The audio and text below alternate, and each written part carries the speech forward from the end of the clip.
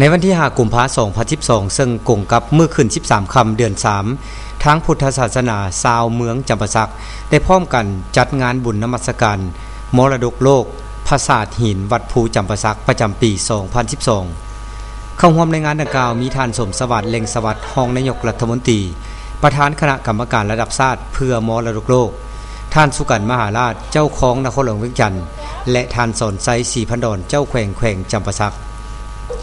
พิธีได้เริ่มต้นด้วยขบวนแห่ทุ่งชาติพื้นใหญ่เข้าสู่ลานพิธีต่อด้วยขบวนกองดุริยางค์ขบวนเยาวชนขบวนสาวหนุ่มหลังจากนั้นก็เป็นขบวนแห่จาก9ตัวเมืองทั่วแขวงจำปาสักพิเศษกว่าหมู่ในขบวนแห่ของ9ตัวเมืองนี้แม่นเมืองปทุมพรที่นำไส้สร้างจำนวน10เชือกเป็นขบวนแห่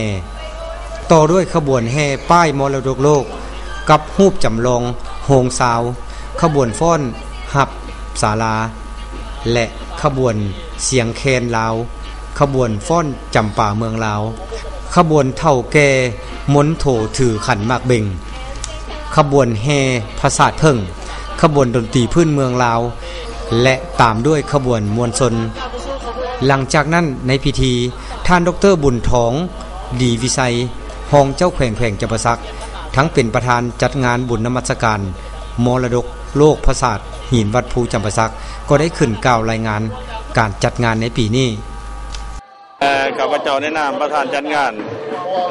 เฉลิมฉลองวัดภูจำปาสักในปี2012นี้มันจุดประสงค์หลักก็คือว่าเพื่ออนุรักษ์รักษาหีดของประเพณีอันดีงามและก็เฮ็ดให้สิ่ง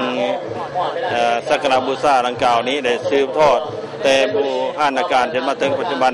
ได้เพิ่มพูนสร้างขึ้นไปเรื่อยๆเฮ็ดให้จุดดังกล่าวกลายเป็นแหล่งท่องเที่ยวของแขกภายในและต่างประเทศเฮ็ดให้มวลชนทั้งหลายผู้ว่าจำปาสักยังมีอันโดดเด่นที่ว่าแหล่งท่องเที่ยวเป็นจำนวนหลายปราสาทหินวัดภูจำปาสักแม้นได้รับการสร้างตั้งขึ้นเมื่อศตวรรษที่7และได้มีการสืบต่อปรับปรุงขยายการก่อสร้างมาอย่างต่อเนื่องมาฮอดศตวรรษที่13สถานที่แห่งนี้ได้มีการประสานด้วยความเชื่อถือเข้าด้วยกันระหว่างศาสนาฮินดูกับศาสนาพุทธและในที่สุดก็ได้ถือเอาสถานที่ดังกล่าวเป็นวัดของชาวพุทธและได้มีการประดิษฐานพระพุทธรูปขึ้นมาแทนเพื่อเป็นสักการะบูชาศีลาจารึกและหลังจากนั้นก็ได้ค่อยๆเปลี่ยนมาเป็นงานบุญสำคัญของพุทธศาสนาโดยมีการสืบต่อเฉลิมฉลองงานบุญอย่างต่อเนื่อง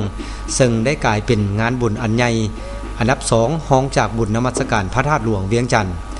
ดังนั้นเพื่อเป็นการสืบต่ออนุรักษ์และเสริมขยายฮิตของประเพณี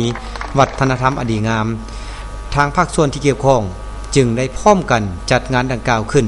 เพื่อเผยแพร่วัฒนธรรมที่เป็นมรดกโลกและฮิตของประเพณีอันดีงามให้อยู่กับสังคมลาวตลอดไป